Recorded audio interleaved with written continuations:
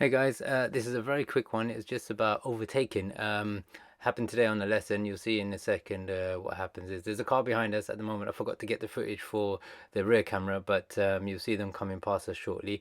You've got parked cars on the left, so we have to move out a little bit. And then there's a junction on the right, the road there, and that's where you should not overtake. Look, it's unbelievable. There's a car coming out of the junction, there's a car coming towards that car, and this red vehicle has just overtaken at the worst possible time. We are shifted over because of the parked cars on the left. The car that's emerging out, the grey car, should have done better as well. They should have checked both sides before rushing out. Um, and then the cars that are coming, this red car should have seen that as well. So it was a complete mess. They were very lucky that there was no accident. Otherwise, that would have been catastrophic.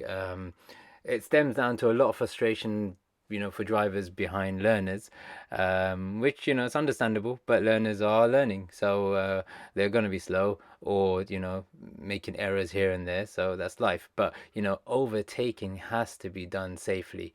You need a lot of vision ahead, a nice plan basically, and then execute it correctly.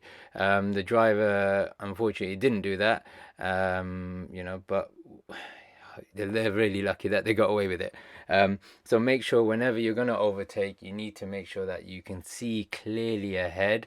You got to make sure that there's no emerging side roads coming out that could be a potential danger. And then when you decide to overtake, it's got to be nice, and as the youth kind of use now, it's got to be clean. It's got to be a very, very swift maneuver, nice, neat, tidy, get it done with because you're always going to be in a sort of a risky scenario or situation, I should say.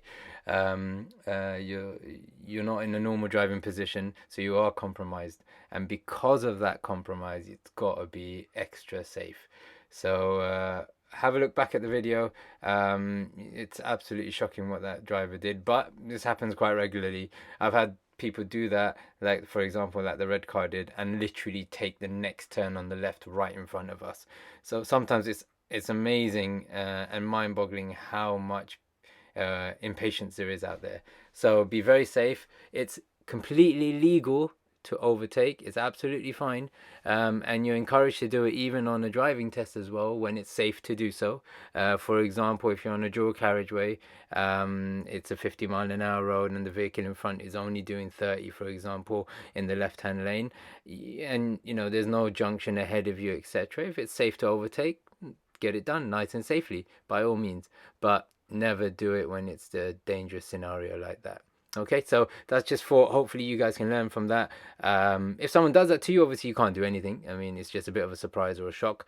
But that's life. But yeah, you guys have to try and avoid doing something like the red car did, and also like the grey car did. So you have to learn from when you're coming out of a junction from a side road onto a main road. You need to check both sides. Students often ask, "Oh, why do I have to check on the left side? I'm checking on the right. There's no car."